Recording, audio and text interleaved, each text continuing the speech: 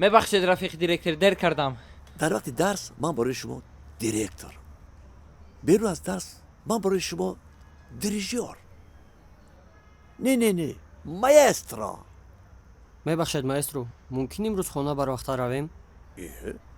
چه خیلی بر وقت نو تمرین سر کردیم. استاد ما همین قدر مشق میکنیم تا حال در یگان جا برآمد نکرده ایم. شما رو افتاده نشوید. آینده بزرگ شما را انتظار است. شما نه تنها در تاجیکستان، در تمام جهان نام میبرارید.